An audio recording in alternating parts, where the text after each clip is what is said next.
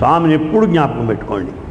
మా స్నేహితుడు నాకు బాగా దగ్గర స్నేహితుడు ఒక పాట రాశాడు. ఆయన ఏమని రాశాడు? స్వామిని మరువకు రా సాయి బాబా దేవుడురా, స్వామిని మరువకు రా సాయి బాబా దేవుడురా. బాబా దేవుడురా, మర్చిపోకు, స్వామిని మర్చిపోకు. భజనలు నీవు పాడిన గాని, భక్తులందరూ పొగిడిన గాని, పాటల ఛాన్సు పోయిన గాని, స్వామిని మరువకు రా సాయి బాబా దేవుడురా.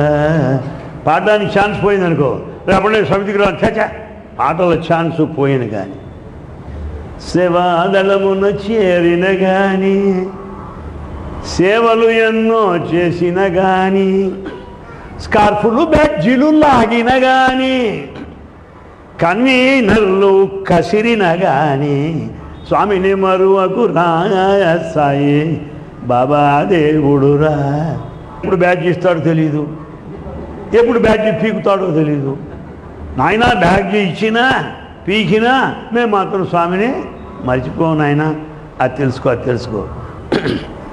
నీతిగా నీవు ఉన్నా కానీ, నీపై నిందలు మోపిన కానీ, పరమభక్తుడని పిలిచిన కానీ, పాపిష్ఠోడని పలికిన కానీ, స్వామిని మరువకు రా సాయి బాబా దేవుడురా. అబ్బాను ఎబ్బాను మాకు ఆయనే దేవుడు. ఉద్యోగములో ఉన్నా కానీ, ఊపిరాడక పోయిన కానీ, చాలామంది అంటారు నాకు టైం లేదండి అని. రేపు దేవుడు అంటాడు నాకు టైం లేదురా నీ సంగతి పట్టించుకోవడానికి అని. అప్పుడు నీ టైం అయిపోతుంది అప్పటికి. కానీ టైం లేదు అనే మాట అబద్ధం, మనం కల్పించుకోవాలి.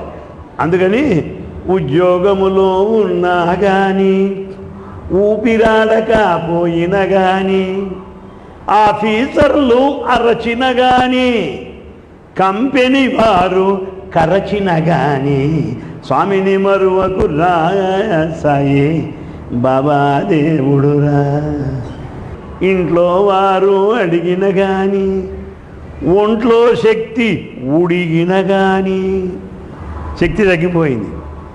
ఫ్రెండులు హాస్యము చేసిన కానీ, ఫ్రెండ్స్ అంటారు ఎరా నీకు పని పాడు రాలేదా, హాయిగా రావచ్చు కదరా అని. ఫ్రెండులు హాస్యము చేసిన కానీ, మెండుగా దండలు వేసిన కానీ, స్వామిని మరువకు రా సాయి బాబా దేవుడురా.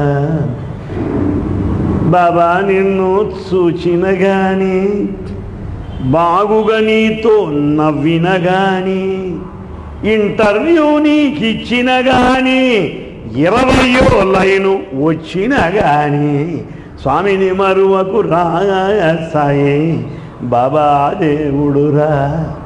ఎలా ఉండని స్వామిని మాత్రం మర్చిపోవద్దు. అదే మన సర్వం స్వామి.